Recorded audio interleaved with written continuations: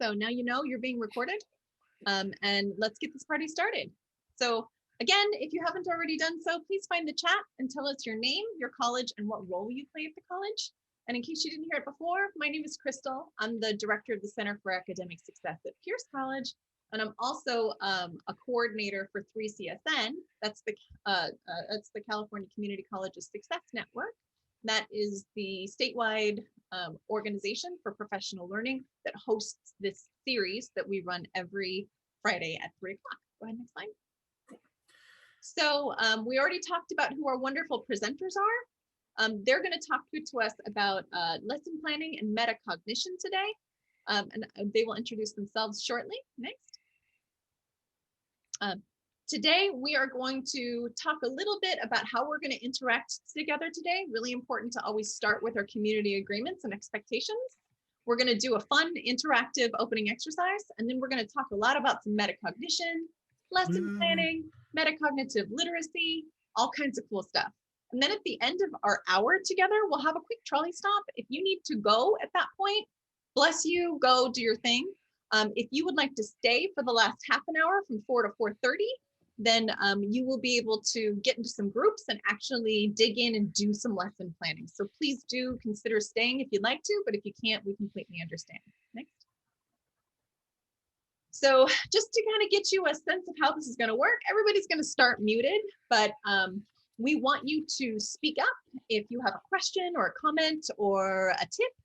So like I said, we're going to be talking from 3 to 4, and then from 4 to 4:30, there will be an optional discussion. So if you have questions, comments, epiphanies between 3 and 4, go ahead and put your question or comment in the chat. Or if you raise your hand, we can ask you to unmute yourself. Next. So you probably found it already, but all of this action is in that taskbar at the bottom. You'll find the chat. So click on that, and if you haven't already done so, tell us your name, your college, and your role. If you want to raise your hand, there's a couple of ways to do it. If you have the old Zoom, then you're going to go into participants, and that'll bring up a panel along the side, and a little blue hand will be there, and you can click on it to raise your hand and click on it again to lower your hand. If you've updated Zoom, which you should, then go ahead and just click reactions, and then the Zoom hand will be there. So if you want to practice raising your hand right now, we will not call on you. So if you just want to find it and see if it works, but later on, if you put your hand up, we will call on you. Next. So if you want to do a Zoom reaction, we understand there's lots of different ways to participate in a Zoom room, and we understand that you're not all going to be sitting here with your cameras on, and we'd love to have your cameras on, but we understand that that's not always possible for you. So keep in mind that we do have a reactions button at the bottom, so feel free to give people applause, a thumbs up, a laughing, an oh my gosh, surprise, a heart, a celebration. Tell us what's going on with you. It really helps us understand how it's happening and what we can do to help. So if you want to practice a reaction right now, go right ahead. All right, go ahead next. And then finally, if you're going to unmute yourself, raise your hand. We'll ask you to unmute yourself. Find that old-timey microphone. Click on that old-timey microphone once to unmute yourself, and click on that old-timey microphone again to remute yourself. Next. I never heard it called the old-timey microphone. That's right. It's like from the old radio shows. Yeah. So we always start with community agreements just so we can kind of get our heads around what we're going to be doing today, so we know what's in store for us, right? So today is going to be a lot of active participation. We're going to be asking you to respond to questions verbally in the chat, reaction functions. We're going to be talking a lot about the intersection between metacognition and lesson plans, so get ready for that. It's totally fine if you don't get it fully right away. Nobody does. So we love confusion. As peer educators, we literally make our living on confusion. So please, metacognition is hard. Put those questions in the chat. Feel free to talk to each other in the chat also. So if you've got a response to somebody else's, please do that. And just be kind to us and to yourself. The world is a very hard world right now. So let's just make this a space where we're going to support one another. If you hear something awesome, again, feel free to give some love in the chat or love in the reactions. Let's build the communities in whatever ways we can in this Zoom world. All right. So with that, I'll turn it over to our rock stars who are going to take it away. So we'll Right. do a quick introduction, Jeffrey, because we had some people come in after Crystal got started. So just real quick, my name is Timoran Vanko. I am the SI coordinator over at Cal State Long Beach. Go Beach, go Sharks, whatever we are now. And with me is Jeffrey, if you want to give yourself a quick intro. Yeah, hi everyone. I am Jeffrey Knoll. I'm a Bio 207 SI leader at the Learning Center at Long Beach, and I'm also an SI mentor at the Learning Center as well.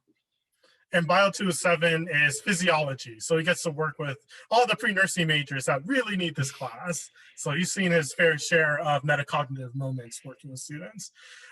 So Jeffrey's going to get things started with a quick little wake-up activity. We've probably been in our seats all day. We're tired. It's Friday afternoon. I can't wait to, call it a day. I'm sure you can't either. So let's wake up a little bit. Jeffrey, get us moving. All right. Good afternoon, everyone. So, as Timoran was saying, we'll get started with just a little activity to get your blood flowing, get you awake, and ready. So what I'm going to ask you all to do, so either sitting or standing up, doesn't matter. We want to make this as successful as possible. So first, I'd like you to take your right foot, lift it off the ground, and rotate it clockwise.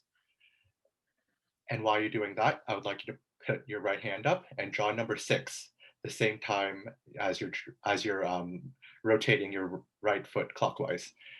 And as you do that, just continue to do it for about 30 seconds. And I'll time us all while you all are doing that. So I'll start a timer now. And just continue drawing that 6 and rotating that right foot. And I know it can be a little hard, just work through it. Just keep going through it. It is possible. I'm going to throw that one out there. It is. And if you forgot which way clockwise goes, that's what the GIF is there for. Just pro tip. And if you think you're getting it, why don't you start making bigger motions with your hand and your leg if you are able. All right, time's up. Y'all can stop rotating your right foot and moving your right hand, and we can move on to the next slide. So let's take a quick break from that. That was probably difficult. Some of us might have felt silly. Those of you that had your camera on, thank you so much. That was a joy to watch after a long day. That's really why we did it. We just needed a good laugh. I'm totally kidding. So before we dive into why we did that active and all that, we want to talk a little bit about what is metacognition, how are we going to define these terms, things like that. So metacognition is made up of 2 parts, meta and cognition. So real quick in the chat, throw up what you think meta means. Like if you could give a definition to meta, like what would it be? So I'll give you like 10 seconds to do that. Ooh, thinking about thinking, I like it. Deeper understanding, different, okay. Awareness of, ooh, Amanda, I like that one. Within itself, about, ooh, I'm seeing some good stuff. So, I'm gonna do the non-SI leader thing and just power through and not check for your understanding. But pretty much a lot of definitions I saw hit it. It's referencing itself. It's about oneself, or it's about the thing that we're referencing. So that was the hard part of the word. Let's go with the easier part of the world. In the chat, define cognition. 2-word definition, 2-word definition.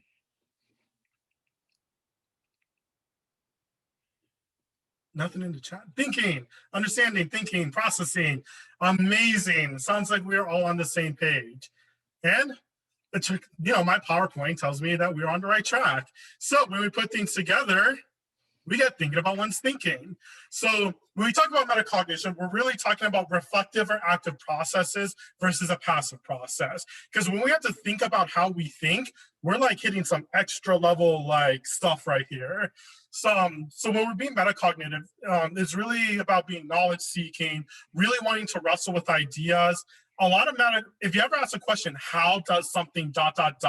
we're getting towards that metacognition. So when we're in learning assistance, we like to say like, we don't help students with what they need to know. We need to help them with how they need to know it. I attended a metacognition workshop earlier, and a really beautiful way it was described is the minute we have to start problem solving, we're metacognitive. So the more problem solving oriented you are, and the more you're willing to overcome an obstacle comes your way, that's being metacognitive. So like if a student asks you, hey, when is the date of the next exam? And you tell them, where can you find that? So in the chat, where can you find the date of the next exam? My faculty friends are gonna be like, yes, preach. So the chat's quiet, but that's okay. It's the syllabus, right? When you tell the student, well, do you have a syllabus? Boom, you're starting to tackle problem solving. We're already being metacognitive. So metacognition does come from is informed by some big learning pedagogy things. So we'll show you the think well, learn well diagram, which kind of shows a lot of metacognitive processes, but a lot of our attention is going to be on Bloom's taxonomy of action verbs. That's all. Bloom's taxonomy is all about metacognition. We're going to have a deeper dive into that in a minute. So let's get back on track. Oh, wow. Cool slide. So, Jeffrey, why don't you ask some people why we did this? Right. So as we've been talking about metacognition, I would like to ask you all a question. Put in the chat, or you can unmute yourself. Why do you think we did this activity? And how does it relate to peer education? Did we do it just to have a nice little laugh to start the afternoon, or is there more to plan. it? Anything in the chat? Thinking about how we do a task? Yeah, for sure. Anything else? No? Oh, we were focused to think about the process. Yeah. To make us think about what we're doing without realizing. Yeah. All great answers. And honestly, if we look at this activity as a whole, it's just it's basically putting a lesson plan into action pretty much in a very micro sort of way. So what we started off with was I asked you all to draw a 6 and rotate your foot clockwise. So I gave you an objective.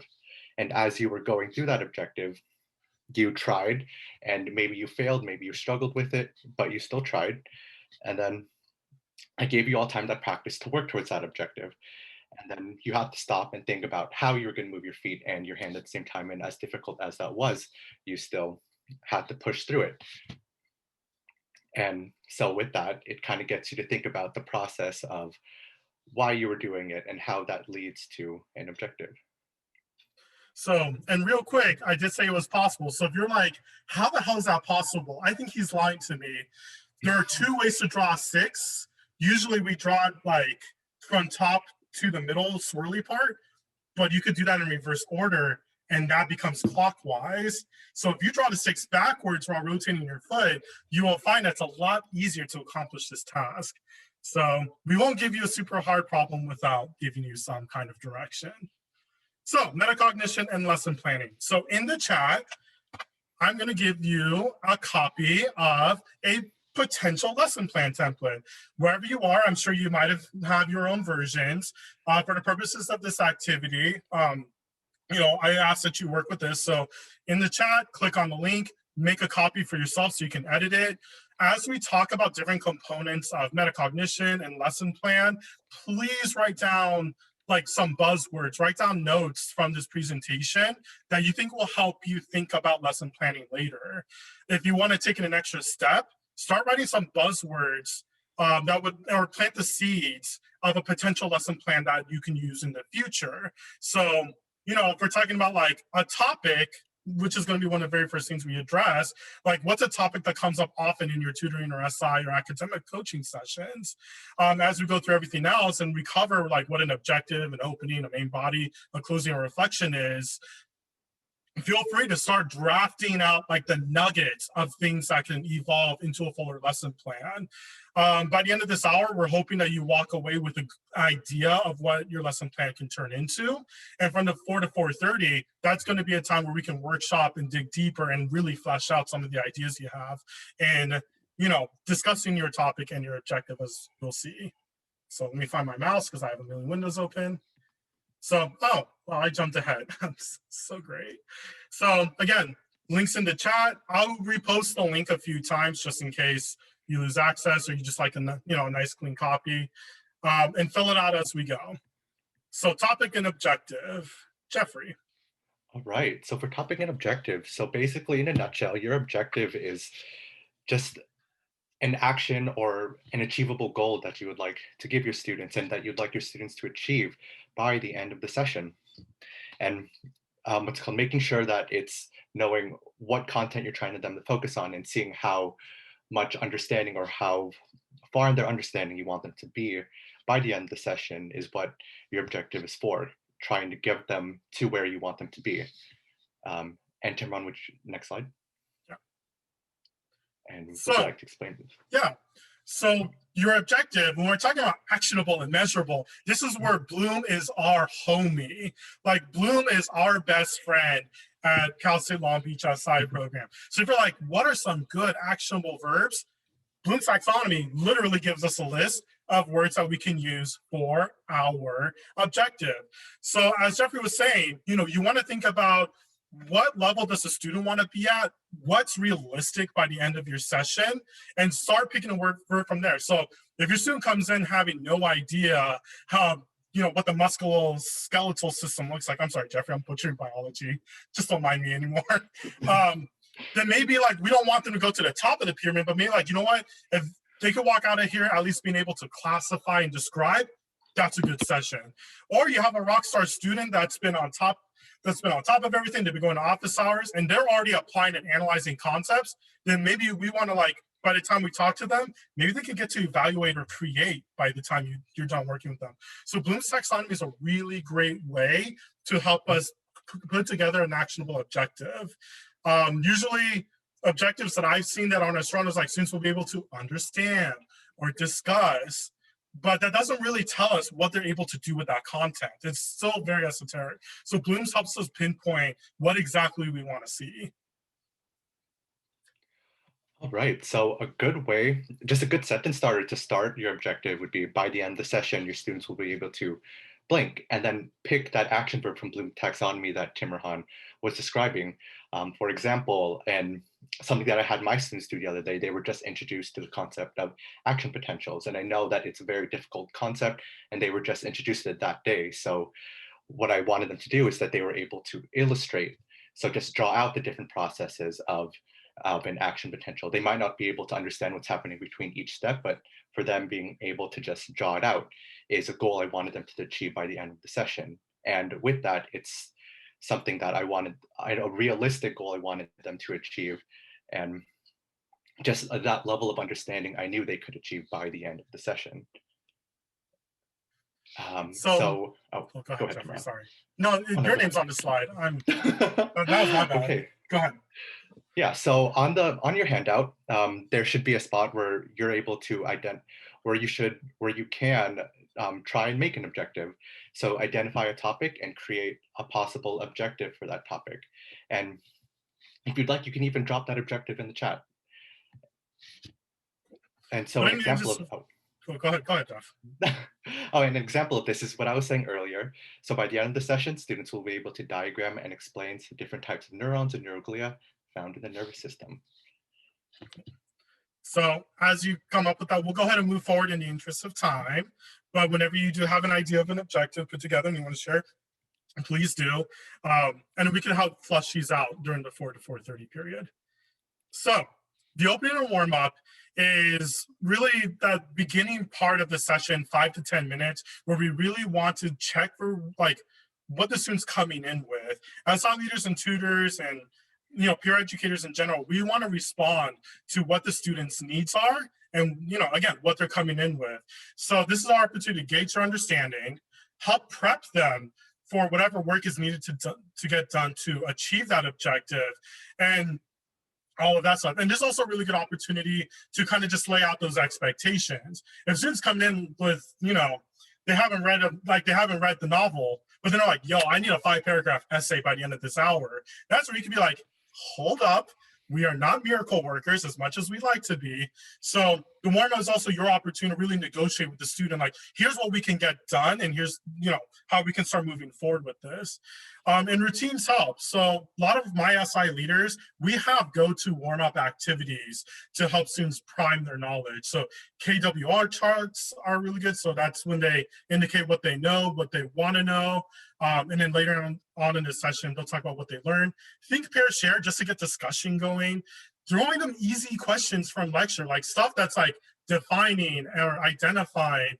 If you have a group dynamic and you're like, whoa, no one's like really interacting, maybe you want to do an icebreaker of some sorts just to get people warmed up with interaction. Quick online activities my SI leaders love themselves Kahoot and Quizlet, and I think that's just become a universal truth, like in all of higher ed. So quick activities like that, just to kind of get them going, is really what the warm-up's about.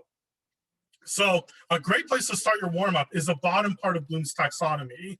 So Bloom's taxonomy, the reason why I really like it is it really illustrates what scaffolding looks like. So the idea of scaffolding is we want to build towards our ultimate objective by doing other things to help the students get there. So if your objectives like towards this middle part, then we want to make sure that our warm-up, that gives us an opportunity to see what they understand, and my mouse is not, what they can understand and what they can remember. That way, when we start doing our main body, which we'll go into in a minute, we can start getting more complex with the tasks, or we can start throwing more or denser information towards the student. So understanding and remembering, in my opinion, that's where I see a lot of Bloom's taxonomy at work in those two levels. Jeffrey, would you say you agree? In your SI sessions, that's where your warm-up is usually hovering? Oh, definitely. Yeah, for sure. Understanding and remembering. Yeah. You always want to start off with easy questions your students can grasp very quickly, so you can hopefully get them to expand on that later in the session. And even if students, the student you're working with, they seem pretty strong, this is also a really good confidence booster. If you're really reading, like your students very unsure of themselves, even though they like understand what's going on in class, throwing them, questions are like on a foundational level of Bloom's taxonomy kind of can kickstart that confidence. So when you start asking them to apply or analyze, they're a little bit more willing to, or more able to jump into the deep end with you, so to speak. So one thing I've done with Bloom's taxonomy is I like to throw examples, because all of this is fun, learning pedagogy, but when we're working with our students, we want to know, okay, what sorts of things are going to get us there? Like beautiful theory, tell me how to do it. So on the bottom, you'll notice that I changed up some of the squares. So for remembering, Kahoot, Quizlet, quizzes, matching activities where they're labeling. I love me a good crossword puzzle. That's probably because I'm old, but that's all good. True, false questions, things like that. Really quick, like recall types of things are awesome. For understanding, maybe you could get a little bit more complex with the think, pair, share, or illustrating or diagramming.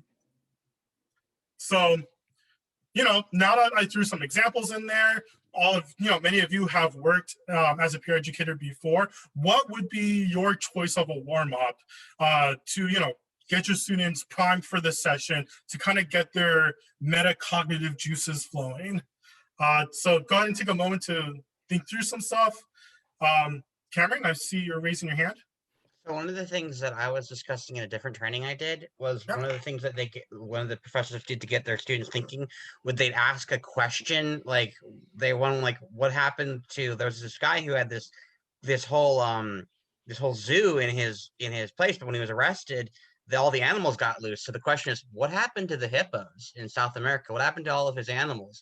So kind of just asking like an odd question that suddenly breaks the ice, because everyone's now sitting thinking like, wait, yeah, that's a great question. What happened to this cartel's hippos? Like, they don't belong in South America. Where are they now? So kind of asking like kind of a weird but engaging question that maybe topic related, so that students kind of sit there and think and try to engage with that, and that kind of warms them up to the, because you're starting them to make them think. They're starting to think, wait, let me use my critical skills here to think what would be the consequences of these actions. Yo, I love that example. And I think you're really emphasizing like a warm-up doesn't necessarily have to be directly related to content. It could be just to get the student more comfortable in sharing and thinking through some of these processes. So I might actually steal that one. I know one SI leader, they did the trolley problem. So if you're a philosophy major, it's that classic riddle of like a train's barreling down, the track splits. One track has like five people, the other one has a child. Like, which way do you send the train? And that has nothing to do with like integrals, but it got students thinking and like wanting to participate and share. So the warm-up is a really good opportunity to kind of get them engaged in some sort of way. So main body and activity. So we have our topic and objective. We did a nice little warm up with them. Maybe it was an icebreaker. Maybe it was something to get conversation going. Maybe it was contents related. But now we want to get into, yes. Sorry, I don't mean to interrupt, but you do have another hand up if you have time. If you don't have time, I get it. I just want to make sure you saw it. Let's wrap up this slide and we'll revisit the hand. So now we're in the main chunk, the main meat of our tutoring SI peer educator session. So Jeffrey, take us through activities. What are some things we need to think about? Yeah, so for activities, as Timron was saying, it's that main bulk of what we'll be doing with our students to help get them to achieve that objective. And something that you have to think about is after that opening, gauge where your students are at.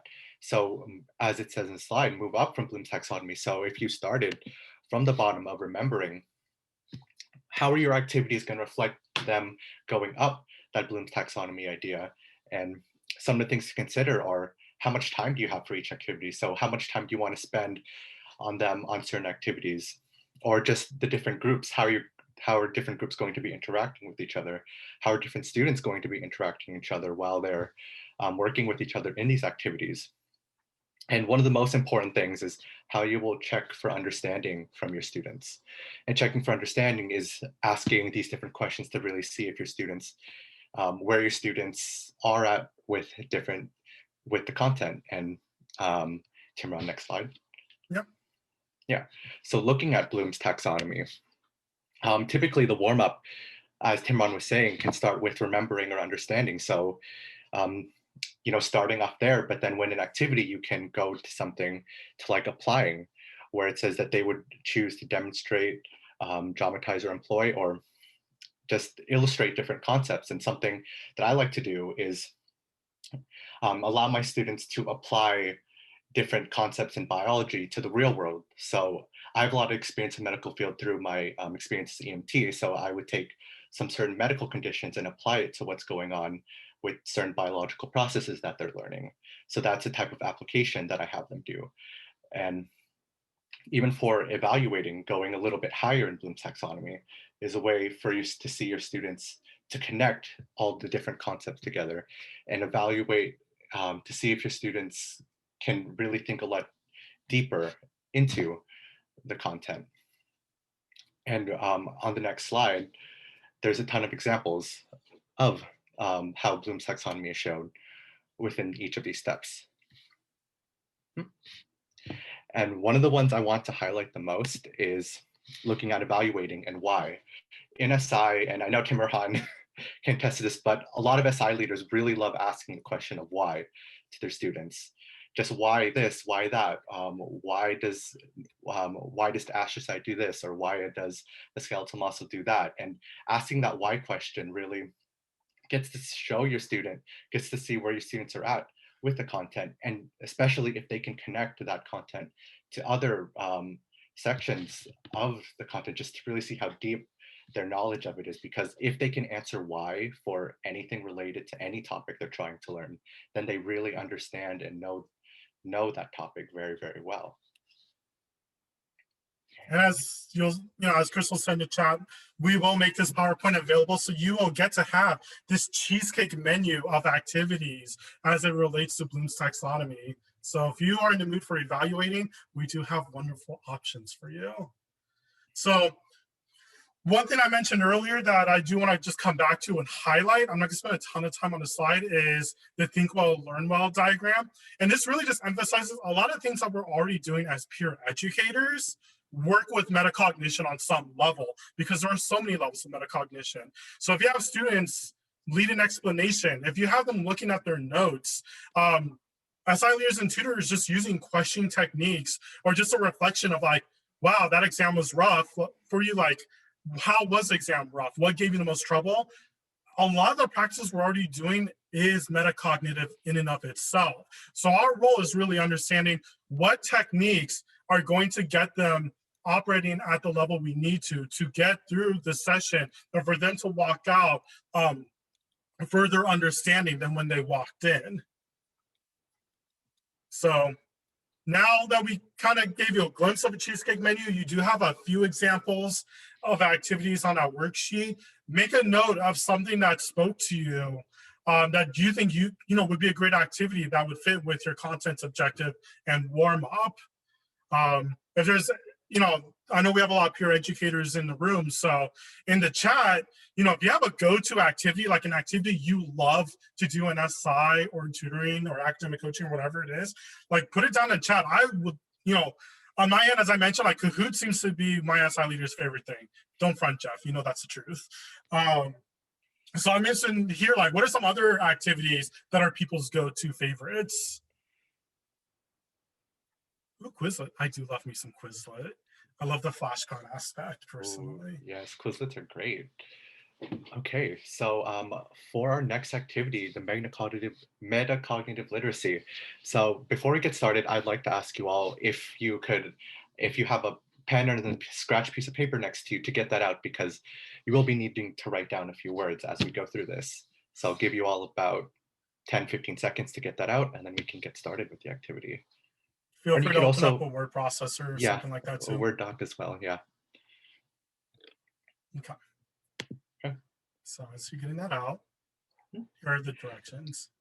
Right, so directions, you'll have 30 seconds to review the list of words in the next slide. And all I want you to do for now is just count as many vowels as you can within those 30 seconds. So you'll receive a list of a certain number of words. And as you look through it, just count as many vowels as you can for each of the words. So. But before we do that, there was somebody with their hand up, and me being the facilitator that I am, want to come back to this hand. So if the person would like to unmute themselves and ask a question or share their comment, I would love to hear it. So Fyrus, Luis? Yes. Hi, how everybody? How are you? Good, how are you? My name is Firas Lewis. I'm embedded tutor on Grossman College for ESL department. Nice, welcome. So I'm sorry, we just like move. You a little bit helped me with exoplane and things, sir. But you in the back, if you can go to the page in the back, I'm talking about the levels. You say great, and if you could, please. I'm sorry about this one. Okay, so did you mean here we have to thinking about a mixed student like that way? So I mean, like in each meeting we have to reach that level, or like each we separate it in each meeting, until we get to the grading. So I'm going to give the English professor a response, and it kind of depends on the student. These levels, these are more of a spectrum of like the types of understandings that can be present when we cover content. In 1 hour, it's very difficult to jump from remembering to creating, because that's a lot of cognitive processes that need to happen. Right. So like, if a student's able to get a foundation where they can remember, understand, and apply, the next session, they might only be able to do analyzing, because that's a much more complex task. So maybe the next session after that, you continue analyzing content or continue whatever thing they're analyzing. So creating is not the top, because that's just the most complex. So let me ask this question, and I really want some chat participation here, because I'm going to kind of do a compare and contrast. So if a student wanted to be successful in high school, what's the lowest level of metacognition based on Bloom's taxonomy they can probably get away with to pass their class, to get an A in high school? Analyzing. So, analyzing? That's awesome. I would love for that. But in the chat, I'm seeing remembering. Ooh, creating. Joanna, I'm going to go to the high school where you went to.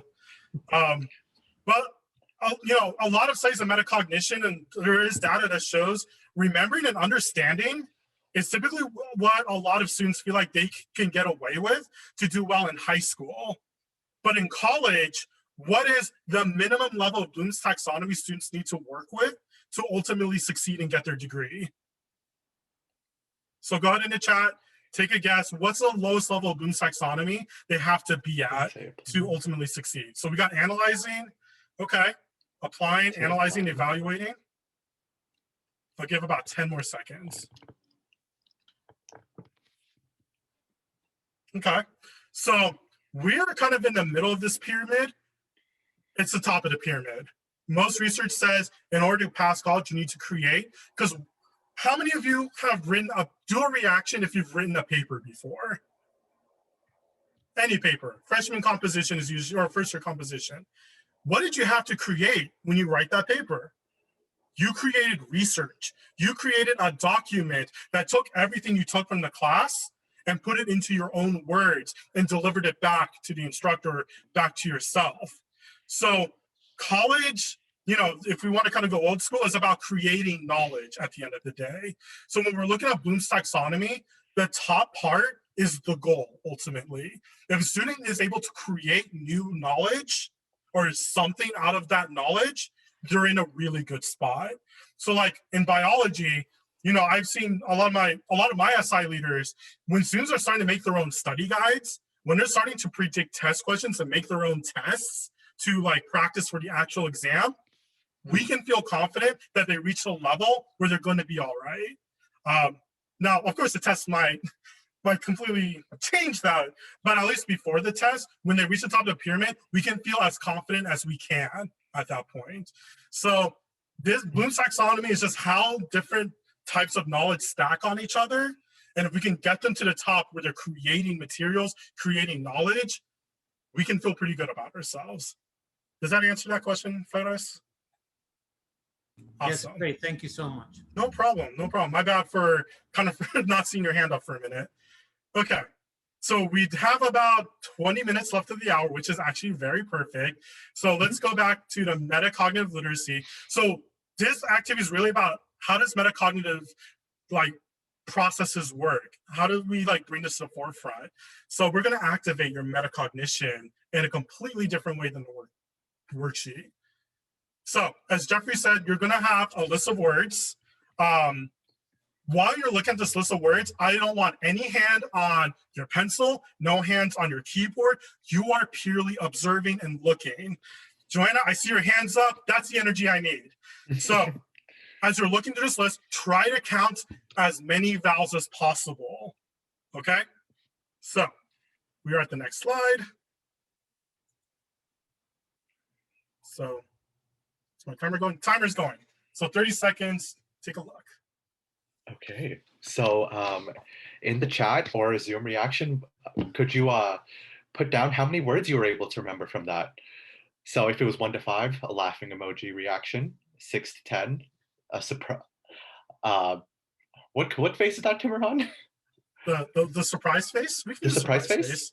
Yeah, Okay. let's call it the surprise face. Yeah, and then for 11 to 15, maybe if you got all of them, you could tell Saul, yeah, I got them all. I remember all of them. Put a cheering emoji or put in the chat. Cameron, did you really get 11 to 15 on round 1? I actually just did this activity in another workshop I did.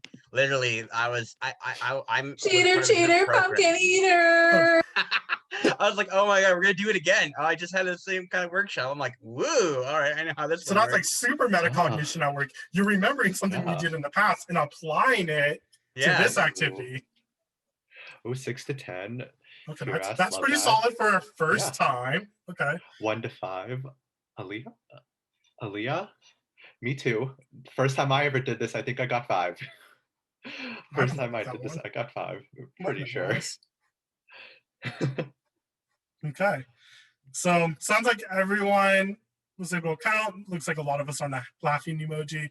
So one thing that I think Jeff wasn't cool about is he wanted to ask you about vowels, and then he asked you about words. Like, what the heck, Jeffrey?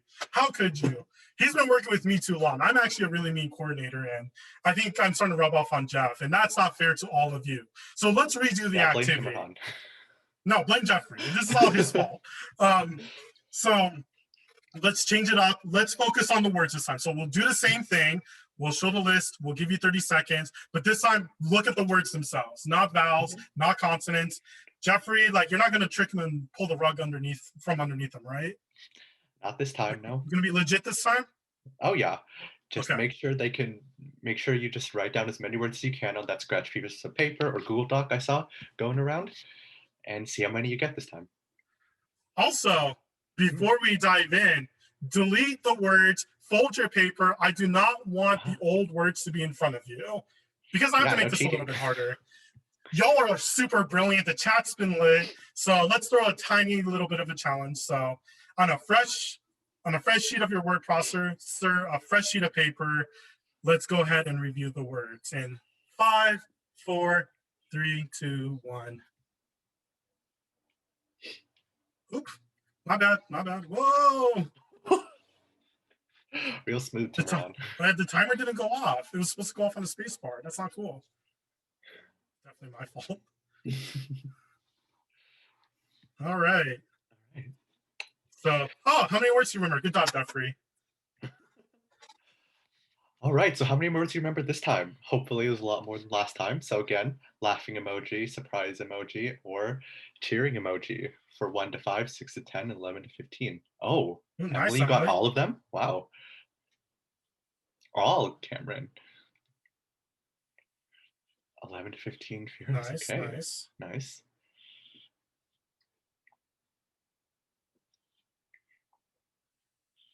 Okay. Okay. So it seems like most folks seem to be gravitating towards the surprise emoji. Okay. So Jeffrey's going to highlight some stuff real quick. Okay, so here's a little way you can, so after reading all those words, I hope some of you might have noticed some trends that were going between them. So if you look at these 3 right here, maybe if you can put in the chat any associations you notice. Oh, I see someone, Ginny, said it was associated with numbers, and she would be right. So if you look at a dollar bill is usually 1. If you look at a dice, typically you associate it with a pair of dice, yeah, 2. And then for a tricycle, try 3. And that pretty much continues out throughout the entire list of all those 15 words. So everything was 15 words. sequential. Yes, it Top was. to bottom. Whoa, that's crazy. Whoa. Okay, that's a lot of interesting new information about this list that we didn't have. So we're going to do one more round. You all know the pattern now. You all know the structure. Yeah. First one correlates with the number 1. Second one correlates with the number 2, so on and so forth. So let's see. Let's see if we can improve even more. So here's a list of words again. Timer's going. And we'll make it 1 through 14 because I didn't realize the last one would cut out. So I'll give you a freebie when we're done with the slide. All right, 30 seconds. So the last one is quarter hour. So you all got one freebie from me.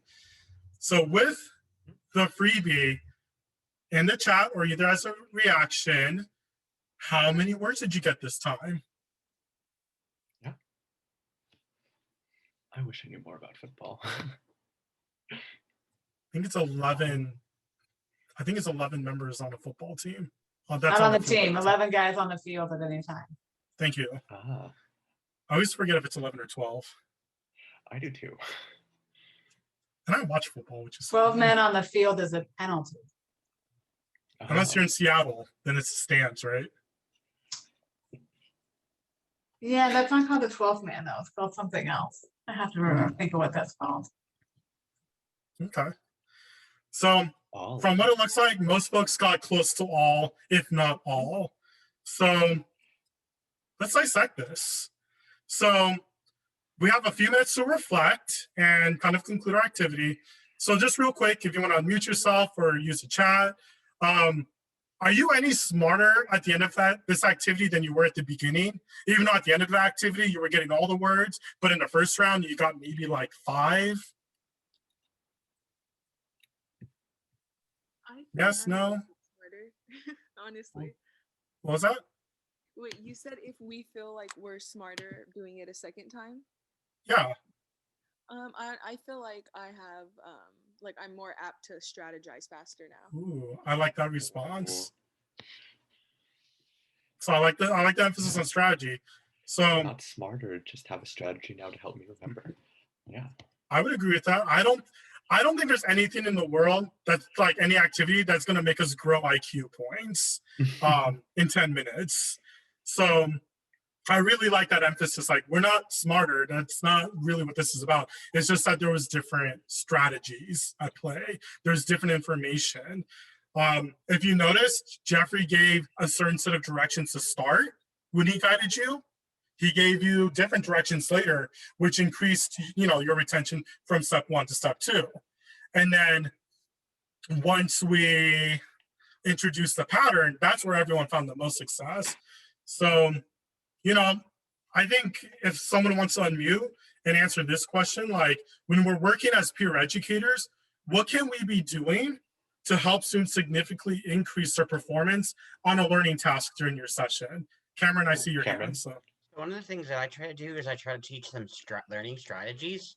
I don't just try to help them with material. It's really strategies that are key. Like when a lot of times I get this, I can't read the textbook. I'm like, okay, first just read it. Doesn't matter if you don't get it, just read it all the way through. And then next time, look and skim. So skim through what is it. Look for key terms. Like you just need the whole thing in here. It doesn't matter if you sticks, just do the first reading and then go through and skim. Go back to the glossary section. Like remember, look at these key concepts. Make little note cards to yourself about things, questions you had when you did the reading. Something you didn't understand, write it down, because then you can come to me as a tutor and go, hey, I read this thing about gerrymandering. I don't really get this. I have all the information I read right here, but can we talk about what that means? And then they and I can sit down and discuss what exactly they might not understand. And at that point, they're not saying, I don't get it, or I'm not a poli-sci student. I had put the concerted effort to try. So I teach them these kind of skills, because when they do these skills and they come to tutoring, they suddenly have a vast array of things that we can work with. It's not just a blank slate. They've already did some work. So if I teach them that they can do these things, if I show them by example, by pulling up the textbook and showing how I would do a skim session through it after I read it, it really teaches them how to kind of mimic these skills. Because as a peer educator, I've already had to do much of these skills because I'm in grad school. So I already have to have some level of this knowledge. So I try to share this knowledge with my tutees so that they can get better at schools, because I have to work past the I'm not a this mindset, which is the most fixed mindset, is so difficult to work with. If you can just get them to realize they can use growth mindset to get beyond that and help them see how to use growth mindset, it really helps with understanding. What a mic drop. Right. Does anyone have anything to add to that? Oh, Cameron, that was a true mic drop. Okay. We snap here at Long Beach NSI. So if you hear me snapping, that's kudos. That's our way of giving kudos. Even though we're on Zoom and we have reactions, but we need, old habits die hard, I guess. Crystal, you saw another hand up? I don't think I saw one. I did. I saw somebody's hand go up and then it went down again. So if you're the person who put your hand up and then put your hand back down again, I encourage you to put it back up again. We want to hear you. No pressure. There she is. Yeah, that was it. All right, it was me. No, because I was like, Cameron said it all. I was like, I can't follow that up. I was like, oh, redirection, like, after they, take in what the knowledge is, and then it's like, and they come to SI, it's like, okay, let's apply it. And if they're still like, I don't get it, it's like, okay, let's do redirection and bring in other students, have a group discussion, like, so they don't feel so alone. But then Cameron did the mic drop, and I was like, yep, I can't say anything. I have nothing to follow that. But yeah, so that was it. Thank you. Thank There you are for multiple, sharing. Thank you. lots of mics to drop. We're not going to run out. Keep Plus, dropping. we all bring in our own individual experiences, our own strategies. So how we understand working with students is going to be different than someone else. The way Jeffrey's going to help somebody else might be influenced by me because I trained him and he knows I gave him everything he knows. But if we were both working with the same student, doing the same things, it would still be a completely different experience. So, whatever we bring to the table too is going to influence how we see how we're supporting students and stuff like that. So thank you for sharing, Leilani. The big thing I wanted to emphasize too is, your performance improved the more Jeffrey set the table with clear directions, building context, identifying structures or patterns. So if we are able to provide those sorts of things for our students, we make it easier for them to succeed when they are working with us. One of my favorite analogies or metaphors is when you're called downstairs for dinner, and scenario one, you're called downstairs for dinner, you look at the dinner table, there's nothing on the table, no food, no plates, you can't even find who called you. So it's like, I'm here, now what? But in scenario two, if someone calls you down for dinner, you got a nice main course in the middle, the table is set, people are waiting for you, inviting you to eat. It's really clear what that next step is. So as peer educators, part of our job, part of our lesson planning is about how can we set the table to such a point where our students will be able to get going without more naturally, I guess I will say. It's always a fun question. We don't always have that answer because every interaction with the student is different, but I hope this activity highlighted that that the more we can contextualize and structure and be clear with our directions and, you know, everything Cameron said, and I'm not going to repeat what Cameron said because I think the way I can't do justice to the way he worded it, and the way Leilani shared her experience, the more we can do all of those sorts of things that we were able to talk about, the better off our students will be, is kind of the big point of this reflection. So we won't go over the last few questions because I think we really hit it on the nose, but, you know, metacognition, the way you define it, the way you think about, the way you apply it to your lesson plans is extremely important.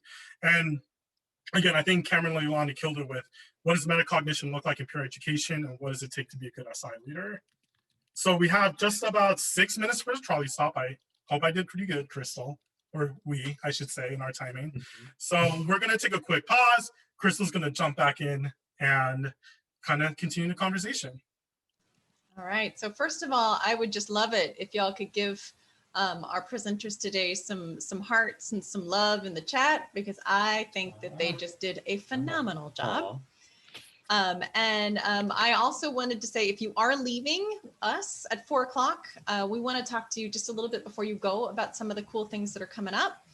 Timoran, do you want to tell them about ACLA? Is that still a thing they can go to for free if they're students? Yeah. Tell them about that. So let the mouse discreet things. So the dates run on Tuesday because life happens and things change and sometimes we have to shift. But sometime in March, we're going to have Dr. Mark Manassi lead a tutor forum for ACLA, the Association of Colleges for Tutoring and Learning Assistants. If you don't know Dr. Manassi, he's freaking amazing. So he's going to do a tutor forum and he's going to have his students talk about the intersection of leadership training and equity, especially with us being online.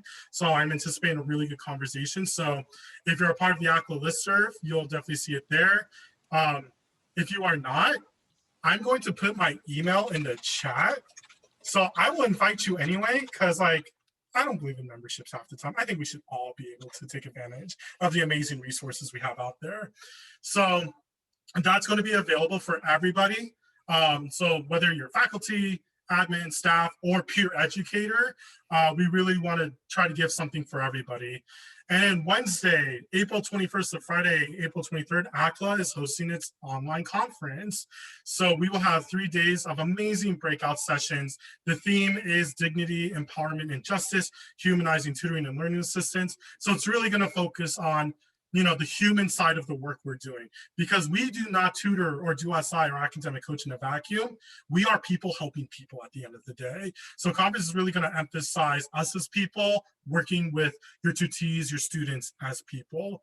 So the beautiful note part of this is because it's online, it's only $100 if you're a professional staff, or if you're a professional in the field. If you're retired, it's only $50. But the most exciting part is peer educators, current students, the conference is free for you.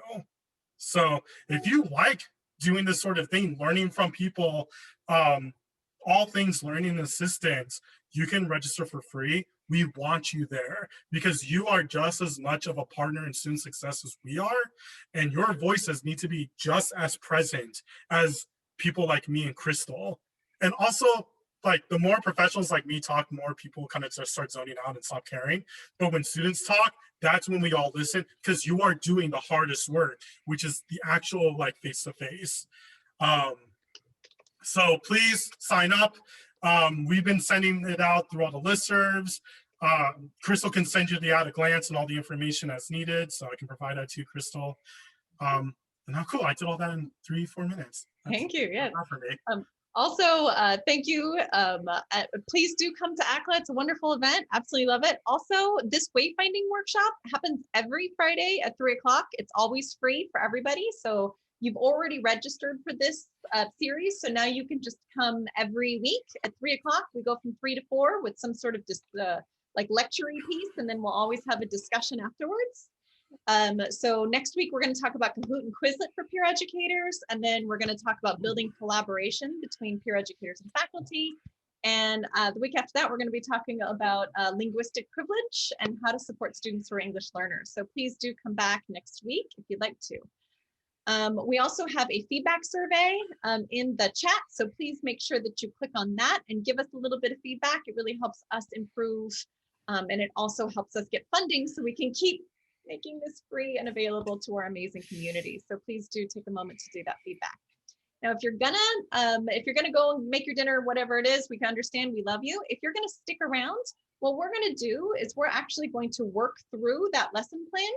We're gonna give you a few minutes to think through a lesson plan that you want to create based on that handout that we shared with you earlier.